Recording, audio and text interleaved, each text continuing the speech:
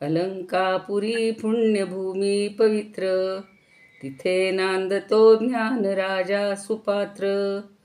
तया आठविता महापुण्यराशी, नमस्कार माझा सद्गुरु ज्ञानेश्वरासी. नमोऽनंताय शुद्धाय कूटस्थाय आत्मने नमः. प्रेमांबुधिविहाराय ज्ञानराजाय ते नमः. माधुर्यरसकल्लोलां शिवशक्तिस्वरूपिणीम् अमृतानुभवार्थाय वंदे ज्ञानेशनंदिनीम्. ज्ञानदेव गुरु ज्ञानदेव तारू, उतरिल पैल पारू ज्ञानदेव. ज्ञानदेव माता ज्ञानदेव पिता, तोडील भव व्यथा ज्ञानदेव. ज्ञानदेव माझे सोय रे धाय रे, जीवलग निर्धारे ज्ञानदेव. सेना म्हणे माझा ज्ञानदेव निधान, दाविली निज खूण ज्ञानदेवे.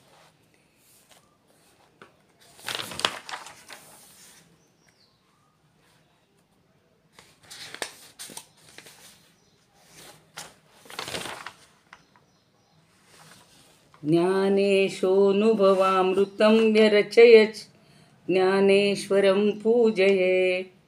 ज्ञानेशेन निरूपिता सुमधुरं गीता नमो ज्ञानिने. ज्ञानेशात् परमार्थवित् सुचरितं ज्ञानेश्वरस्याद्भुतं. ज्ञानेशे लघुजीविते गुणगणो ज्ञानेश्वरत्वं कृती. ज्ञानेश्वरत्वं कृती. नमितो योगी थोर विरागी, तत्वज्ञानी संत. तो सत्कविवर परात्पर गुरु ज्ञानदेव भगवंत. स्मरण तयाचे होता साचे, चित्ती हर्ष नमावे. म्हणून वाटते पुनः पुन्हा ते, पावन चरण नमावे.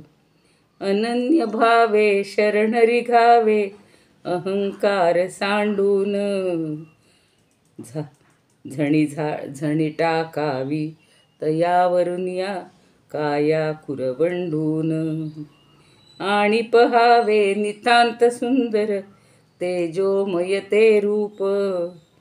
सहज साधनी नित्य राहुनी, व्हावे मग तद्रूप. ज्ञानेशाला नमिता झाला, की सद्गुरुला तोष. वरद हस्त मस्तकी ठेवुनी, देई मज आदेश. देई मज आदेश. ज्ञानेश्वर महाराज की जय. पंढरीनाथ भगवान की जय. काल 25 आणि 26 ओव्या घेतलेल्या होत्या. 25व्या ओवीत सूर्याचा दृष्टांत दिलेला होता आणि सूर्य जसा प्रभेसहच असतो किंवा प्रभेला सूर्याचंच अधिष्ठान असतं, तसा भेद नाहीसा होऊन हे शिवशक्ती एकत्र शोभा त्यांची नांदत असते. आणि जैसी सूरी मिरवे प्रभा, प्रभे सूर्यत्वची गाभा. तैसी भेद गिळित शोभा एकची ते. आणि 26मध्ये बिंब आणि प्रतिबिंबाचा दृष्टांत दिला होता. का बिंब प्रतिबिंब द्योतक, प्रतिबिंब बिंबा अनुमापक. तैसे द्वैतमिसे एक, बरवतसे किंवा मिरवितसे. जसं बिंब आणि प्रतिबिंब हे दोन्ही एकच असतं, सारखंच असतं. बिंबा एवढंच प्रतिबिंब असतं. त्याप्रमाणे हे दोघं म्हणजे शिवशक्ती हे द्वैतमिशानं एकच अधिष्ठान असून मिरवत आहेत किंवा शोभत आहेत. अशी 26वी ओवी आपण पाहिलेली होती.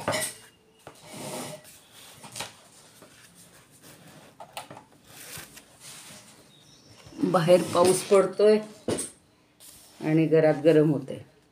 आता 27वी ओवी बघा. प्रत्येकाकडं असेल माझ्या पाठोपाठ म्हणा. आज एक छोटी मुलगी मला भेटली होती. तिच्या आजोबांबरोबर तिथे कार्यक्रमाला आली होती कृष्णधाममध्ये. आणि ती लांबूनच माझ्याकडे बघून हसायला लागली. मी तर तिला पहिल्यांदाच पाहिलेलं होतं. मग नंतर म्हटलं तुझं नाव काय? तिनं सांगितलं काहीतरी अवनी वगैरे तिचं नाव आहे म्हणाले. म्हणलं तू कशी काय मला ओळखतेस? म्हणे तुम्ही माझ्या आजोबांचा क्लास घेताना, वर्ग घेताना. मी म्हटलं आता तुझीच गोष्ट मी सांगते आजच्या वर्गामध्ये. आणि इतकी मिश्किल, म्हणे मी रोज ऐकते, मला खूप आवडतं. 3रीतली मुलगी होती. म्हणजे त्या वयातसुद्धा हे आकलन करण्याची तिच्याजवळ बुद्धी आहे. मग आपण ते अवघड का वाटून घ्यावं? सोप्या सोप्या जरा आपण उदाहरणाने, जसं ज्ञानदेव आपल्याला पटवून देतात तसं ही लहान मुलंसुद्धा सगळं हे पटवून घेत असतात. आता पुढे काय म्हणतायत बघा.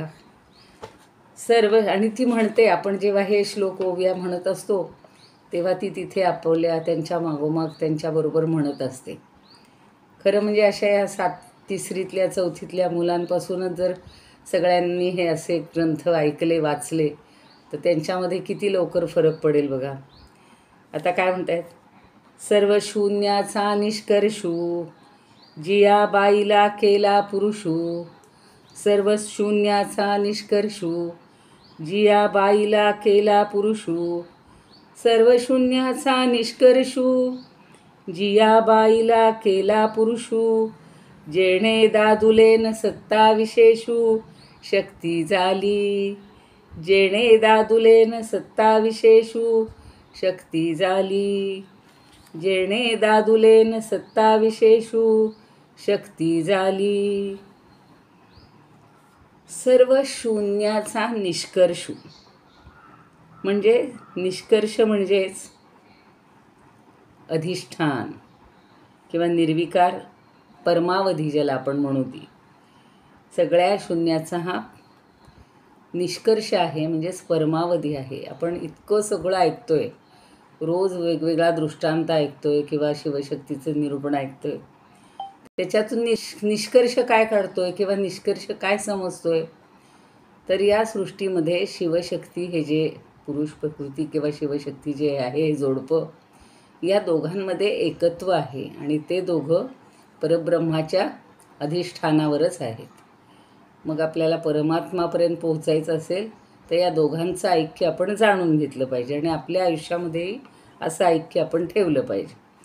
तसं आता इथं तेच पुन्हा सांगतायत की या सर्व शून्याचा, आता शून्य म्हणजे काय की परमात्म तत्व कसं आहे? निर्गुण आहे, निराकार आहे. त्यामुळं त्याला शून्य असं म्हटलेलं. आपण कधी म्हणतो ना, आपणही म्हणतो आम्ही हे सगळं जग शून्यातनं निर्माण केलं. आता आपण तर फक्त आपल्या आयुष्यापुरतं जग म्हणत असतो, आपला संसार म्हणत असतो. मग त्याच्यामध्ये लहान मुलं येतात, बाळं येतात, आपले सगळे नातेवाईक येतात आणि अगदी घर नसतं, पहिल्यांदा भाड्यांनी राहत असतो. मग त्याच्यातनं आपण पै जमा करून ह्याच्यावर काय म्हणू आपण, कर्जावर एखादं घर नोंदवतो आणि मग आपल्याला फ्लॅट म्हणा किंवा छोटंसं घर म्हणा, अगदी 1 रूम किचन म्हणा, असं ते मिळतं. पण आपण शून्यातनं केलं तर शून्य ही संकल्पना आपल्या डोक्यात पक्की आहे. मग आता ही शून्याची परमावधी आहे. हे परमतत्व म्हणजे काय आहे? शून्याची परमावधी आहे. तो जणू काही शून्याचा निष्कर्ष आहे. आता पुढचं वाक्य त्यांनी कसं वापरलं आहे बघा. जिया म्हणजे ज्या, बाईला म्हणजे त्या स्त्रीला, केला पुरुषू, पुरुष केलेला आहे म्हणजे पुरुष झालेला आहे. म्हणजे ज्याला त्या बाईनं पुरुषत्व आणले. वास्तविक ती शक्ती एकच आहे, शक्ती किंवा ज्ञान, पण त्याला पुरुषत्व आणण्याचं काम ह्या एका स्त्रीनं केलेलं आहे. स्त्री म्हणजे ती माया किंवा शक्ती. आणि मग तेणे दादुलेनं सत्ता विशेषू. आता तिथं पुरुष शब्द वापरला तर खाली पुन्हा वेगळा शब्द पाहिजे, म्हणून दादुलेनं. अगदी खेड्यातल्या अगदी लहान घरातल्या लोकांचा जो संवाद असतो, जे शब्दप्रयोग असतात, ते हे ज्ञानदेवांनी अनुभवलेले आहेत. आणि दादूला म्हणजे नवरा सगळ्यांना माहिती असेल. तर त्या दादूलेनं म्हणजे त्या नवऱ्याच्या विशेष सत्तेमुळं, जेणे सत्ता विशेष, ज्याच्या विशेष सत्तेमुळं काय झालं, शक्ती झाली.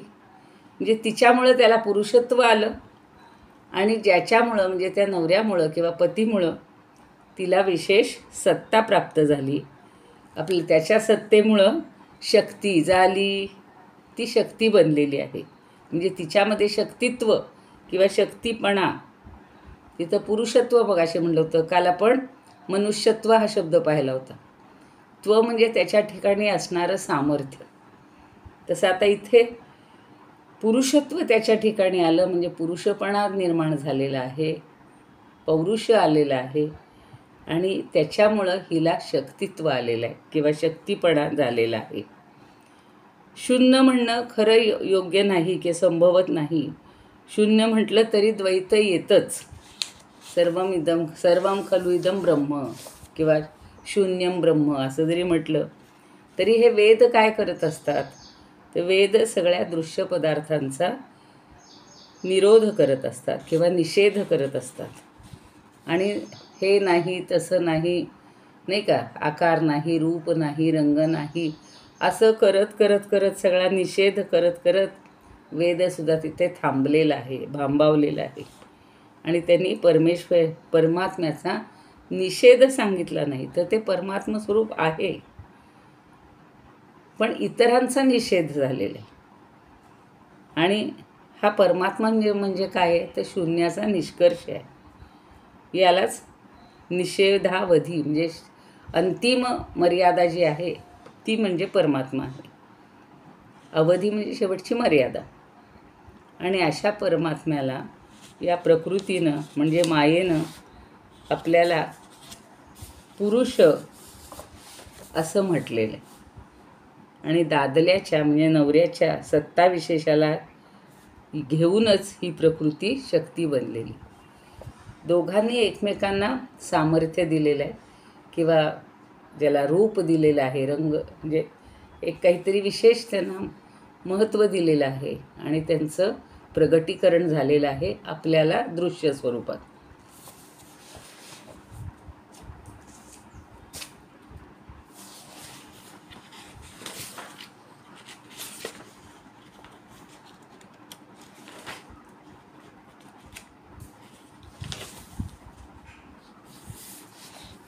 आता याचा थोडासा अन्वय लक्षात घ्या की सर्व शून्याचा निष्कर्षू जिया बाईला म्हणजे ज्या प्रकृती बायकोने पुरुषू केला, जेणे दादुलेनं सत्ता विशेष शक्ती झाली. आणि ज्या दादुल्यामुळं, ज्या पतीमुळं, नवऱ्यामुळं ही सत्ता विशेष शक्ती झालेली आहे. आता परब्रह्म हा सर्व शून्याचा शेवट आहे. म्हणजे शून्यरूप असणाऱ्या या आकाशाचाही जिथे अंत आहे. आपण आकाशाची उपमा नेहमी परमात्म्याला, परब्रह्माला दिली जाते. म्हणजे ज्या परब्रह्म स्वरूपी शून्य कल्पना नाही, त्या स्वरूपाच्या ठिकाणी शून्याकारही असं म्हणणं बरोबर नाही. कारण शून्य कल्पना ही काहीतरी आहे. इथे सगळे शून्य आहे, झिरो आहे म्हणणं म्हणजे काहीतरी आहे असा अर्थ होत असतो. आणि आहेच्या उलट काही नाही, तर काही नाही म्हणजे शून्य म्हटलं जातं. म्हणजे आकाशाच्या शून्य रूपाची कल्पना होण्याला कारण हेच आहे की वायूपासून पृथ्वी आणि सगळी तत्व इंद्रियांना विषय होणारी अशी भासणारी आहेत. आणि आकाश हे कोणत्याच इंद्रियाला भासणारं नाही. इथं कोणी म्हणतं की आकाश म्हणजे आपण श्रवणेंद्रियाचा विषय म्हणतो ना, तिथं आकाश आहे आणि शब्द हा त्याचा विषय आहे असं म्हणतो. पण आपल्याला तर सगळीकडे निळ्या रंगाचं आकाश दिसतं. आत्ता पावसाळा आहे तर सगळं राखाडी रंगाचं दिसतं, एखादं छत असल्यासारखं दिसतं. म्हणजे भासत असूनसुद्धा आकाश नाही कसं म्हणता, तर त्याला उत्तर असं आहे की नीलवर्णाचं जे आकाश भासतं ते सत्य नसून आपली दृष्टी जिथपर्यंत जाते तिथपर्यंत सगळं कळलं तर ती पोकळी आहे, पोकळीचा अनुभव असतो. आणि आपली दृष्टी जिथं थांबते आपल्याला बघा, आपल्यात काय, आपल्या 2 डोळ्यांची जेवढी ताकद आहे तेवढ्याचपर्यंत टप्पा आपल्याला सगळा दिसतो आणि मग तो नील रंगाचा किंवा नीलभासचा भ्रम होत असतो. आणि म्हणून आकाश म्हणजे काहीतरी पदार्थ आहे असं सिद्ध होतं. म्हणूनच त्याला शून्य असं म्हटलं जातं. आणि या शून्यरूप आकाशाची कल्पना घन ज्ञानरूप, अज्ञानरूप. घन म्हणजे अगदी भरलेलं, पण आपलं अज्ञान कसं आहे, भरून राहिलेलं आहे. आणि अज्ञानरूप असं प्रकृती शून्यात ते नाहीशी होते कल्पना. प्रत्येक मनुष्याला गाढ निद्रेत अनुभव येतोच. या उभय शून्याची कल्पना सच्चिदानंदरूप ज्ञानमात्र नित्य परिपूर्ण अद्वितीय. जोग महाराजांनी खूप सांगितलं याच्यावर.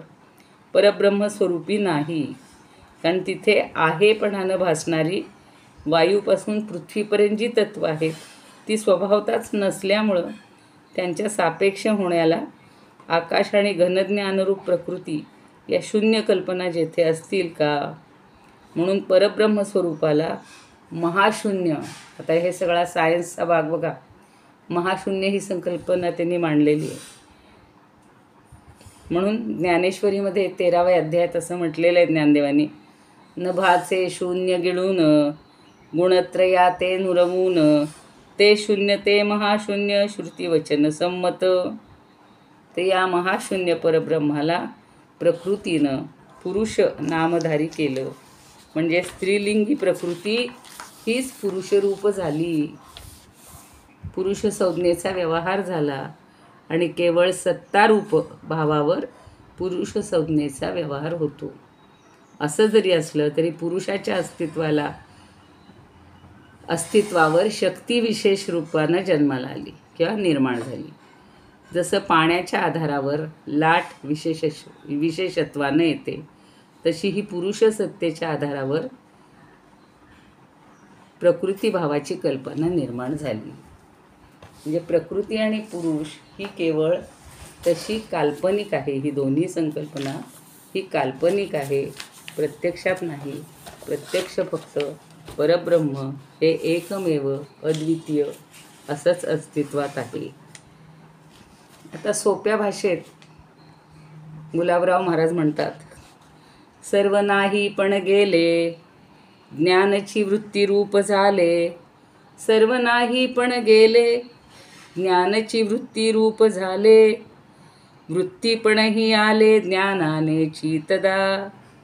वृत्तीपणही आले ज्ञानाने चितया. म्हणजे सगळं नाहीसेपण केल्यावर किंवा नाहीसं झाल्यावर जे ज्ञान राहतं ते वृत्तीच्या रूपानं होतं. आणि शक्तीला वृत्तीपणही ज्ञानामुळंच येतं. वृत्ती म्हणजे शक्ती, तर ते ज्ञानामुळंच येतं. आपण काल परवा याच्यामध्ये पाहिलेलं होतं. एकूण सगळी ही प्रक्रिया काय आहे, तुमच्यापैकी काहींनी ऐकली नसेल तर थोडक्यात पुन्हा सांगते की हे सगळं काय आहे, हे विश्व कसं निर्माण झाले, की आपल्याला आत्म्याला दुःख का होतं. शंकराचार्यांनी असं एक तत्त्व सुरुवातीला सांगितलं, एक आत्मानात्मविवेक म्हणून ग्रंथ आहे. हे सगळं त्याचंच विवेचन आहे. ते म्हणतात, आत्मनः किम निमित्तम दुःखम. आत्म्याला दुःख कशामुळं होतं, तर शरीर परिग्रह. आता आपण जी काही पूर्वजन्मी कर्म केलेली आहेत त्याच्या आधारावर त्याचा अंश जो काही आपला उरलेला असेल, कर्माचं फळ म्हणा किंवा त्यामुळं आपल्याला जन्म मिळतो. म्हणजे शरीर परिग्रह घेतल्यामुळं आत्म्याला दुःख होतं. म्हणून आपण जन्माला आल्या आल्या रडत असतो. बरं, मग ते शरीर का मिळालं, तर कर्मणा, म्हणजे कर्मामुळे शरीर मिळालं. आत्तासुद्धा आपण जी कर्म करतो त्याच्यावर आपलं पुढचं सगळं आयुष्य म्हणजे पुढचं भविष्य अवलंबून. ठीक आहे, मग शरीर मिळालं, शरीर कर्मामुळे मिळालं. कर्म का बनतात, कर्म केन भवती, तर रागादिभ्य. आता त्या ज्ञानेश्वरीत सांगतात की शेवटच्या क्षणापर्यंत आपल्याला कशाची तरी आसक्ती राहते, त्याला म्हणतात राग. राग म्हणजे आसक्ती. मग एखाद्याला खूप मोठ्या घराची अपेक्षा असते, एखाद्याला मोठ्या पदाची अपेक्षा असते, एखाद्याला असं काहीतरी माझं सगळ्यांपेक्षा वेगळं व्हावं असं वाटत असतं, एखाद्याला वाटतं मला फक्त चांगलं चांगलं खायला मिळावं. म्हणजे प्रत्येकाची आसक्ती वेगळी असते आणि ती आसक्ती शेवटच्या क्षणी जी आपली आसक्ती राहील, जी विषय वासना आपल्या मनामध्ये येईल, समजा फक्त भगवंताचं नामस्मरण केलं तर आपल्याला मुक्ती आहे आणि ते नामस्मरण शेवटी मुखामध्ये येण्यासाठी आयुष्यभर त्याचा प्रॅक्टिस पाहिजे, अभ्यास पाहिजे.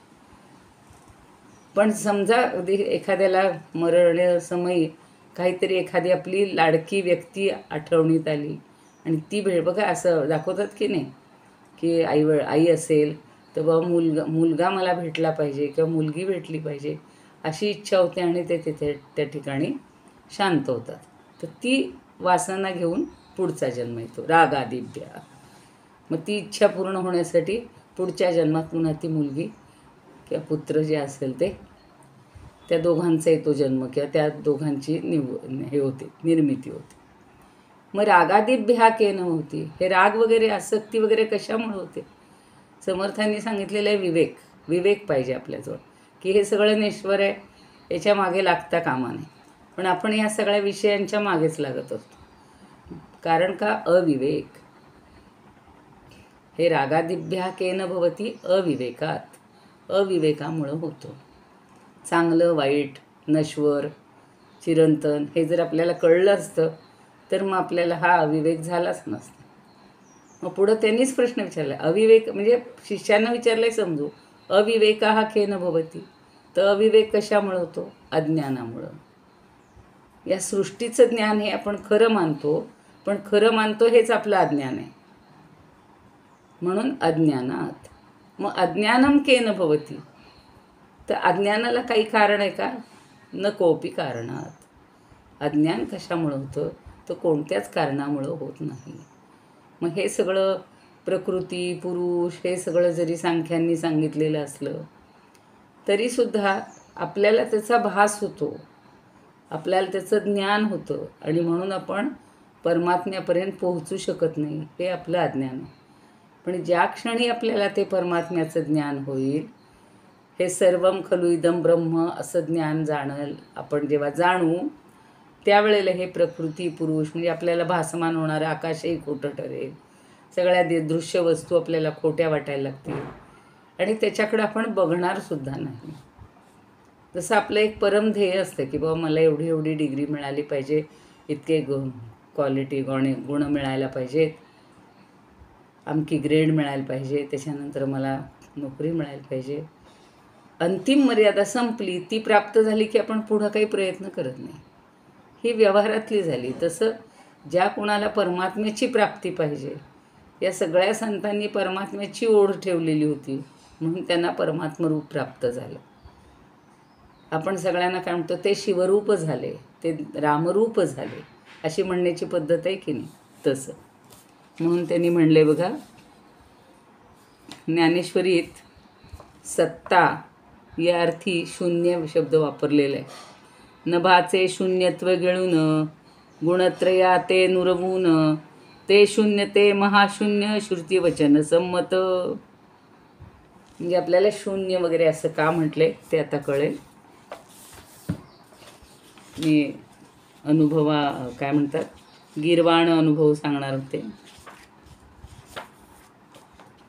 गीर्वाण म्हणजे संस्कृत. किती सुंदर त्यांनी संस्कृत सुद्धा रचना केलेली आहे. सर्वशून्यत्व निष्कर्ष सकृत पुरुषो यथा. सर्वशून्यत्व निष्कर्ष सकृत पुरुषो यथा. या पुरुषानं असा निष्कर्ष केलेला आहे की हे सर्व काही शून्य आहे. येन भर्त्रा स्वसत्ताया विशेष शक्तिरुत्कृता.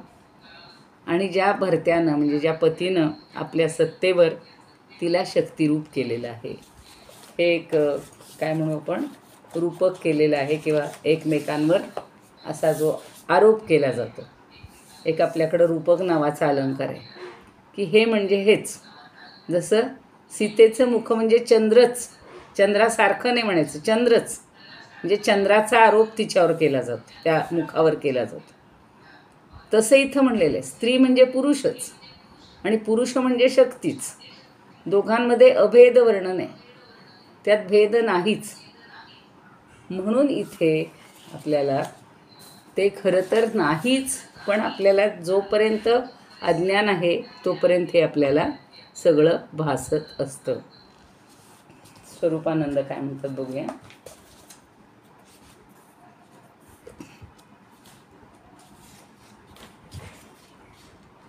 आणि शिवासीही नाही शिव पण नाही वरचे नाही का 27 घे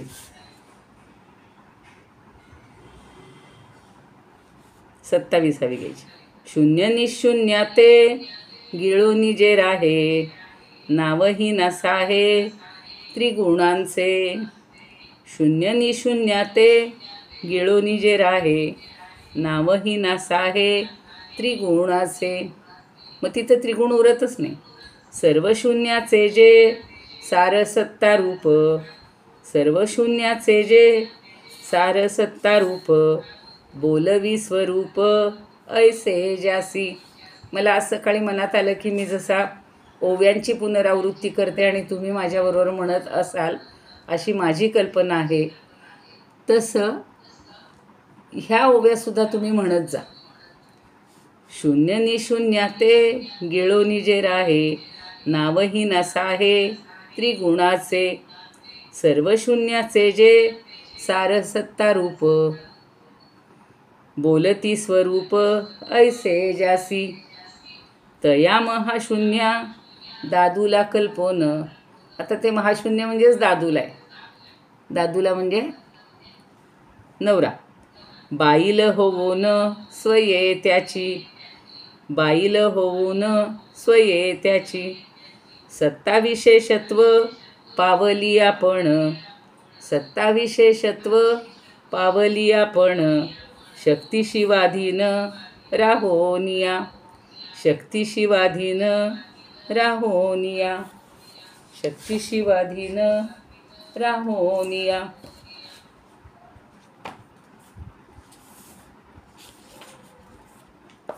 ते वि ए कुलकर्णी काय म्हणतात बघा, जरा थोडं सोप्या भाषेत तुम्हाला. सर्व धर्म शून्य म्हणजे जो निर्गुण निराकार आहे, ज्याच्याबद्दल तो असा आहे असं म्हटलं जाते किंवा कुठलंही विधान त्याच्याबद्दल करताच येत नाही, असा पुरुष म्हणजे शिव हा त्या देवीनं म्हणजे शक्तीनं वरला, वरले म्हणजे त्याला प्राप्त केले आणि त्या वधूमुळं तो वर झाला. म्हणजे या गृहिणीमुळं तो गृहस्थ झाला, या पतीच्या श्रेष्ठ सत्तेमुळं ती शक्ती झाली आणि या गृहस्थाच्या सत्तेमुळं तिलाही संसार मांडण्याचं सामर्थ्य आलं. दोघं जेव्हा आपण पाहतो वर आणि वधू विवाह मंडपात एकमेकाला हार घालतात, वरलं म्हणजे काय, त्याला स्वीकारलं, निवडलं आणि मग त्यांचा संसार सुरू होतो. मग हिच्यामुळं त्यालाच थोडंसं प्राधान्य मिळतं, जास्त ऐश्वर्य मिळतं, काहीतरी करावंसं वाटतं आणि त्याच्यामुळं तिलाही सगळी प्रेरणा मिळते. हे जसं व्यवहारात आहे तसंच या सृष्टीरचनेमध्ये सुद्धा आहे. की काल पाहिलं होतं की ते बिंब आणि प्रतिबिंब हे चैतन्याचं प्रतिबिंबच असतं, तसे ही शक्ती आणि शिव हे एकमेकांचं सामर्थ्य आहे. एकमेकांमुळं ते सगळं एवढं मोठं सृष्टीचं कार्य करत असतात. आणि मानसीताई काय म्हणतात बघूया.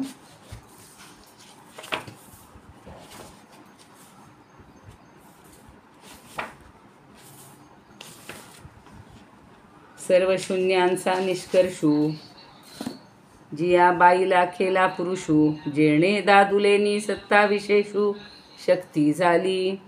मानसीताई म्हणतात सर्व शून्यांचा निष्कर्ष अशा ह्या नपुंसक दुबळ्या बाईल्या पतीला जिनं प्रथम पुरुषत्व बहाल केलं. शक्तियुक्त होण्यामुळं सापेक्षतेनं तो शिव नावरूपाला आला आणि त्यात तिला समर्पित असणाऱ्या नवऱ्याच्या नावे ती अधिकार गाजवू लागली, म्हणजे प्रकाशात आली. कालपर्यंत जिला काही अस्तित्व नसतं ती स्त्री अमक्याची पत्नी म्हणून एकदा समाजापुढे येते, मग एकमेकांची ओळख होते, सगळे नातेवाईक मित्र मंडळी सगळ्यांच्या दृष्टीपथास ते यायला लागतात. हे जे आहे तसंच ह्या सृष्टीचा सुद्धा शिव आणि शक्ती हे एकमेकांच्या समोर किंवा आपल्यासमोर येत असतात असं म्हटलेलं आहे. आता आज एकच ओवी घ्यायची तुम्ही म्हणलात, कारण जास्त जण आलेले नाही आहेत. पण पुढच्या वेळेला मग आता शनिवार रविवार कधी आपण ठेवायचा नाही असा निर्णय घेऊयात. इदमुपकर तिसरेच कडवं घ्यायचं आहे म्हणल्यात ना ज्योत्स्नाताई. तिसऱ्याची जरा सवय होईल, म्हणजे ते तोंडात बसेल. यत्र शारदा कृपा प्रसादः यस्य श्रवणात् परमानन्दः निहितो यत्रामृतनिःस्यन्दः काव्यतत्त्वयोः कृतवन्तं तत् रसायनं मधुरं सादरं वन्दे ज्ञानेश्वरं सादरं वन्दे ज्ञानेश्वरं सादरं वन्दे ज्ञानेश्वरम्.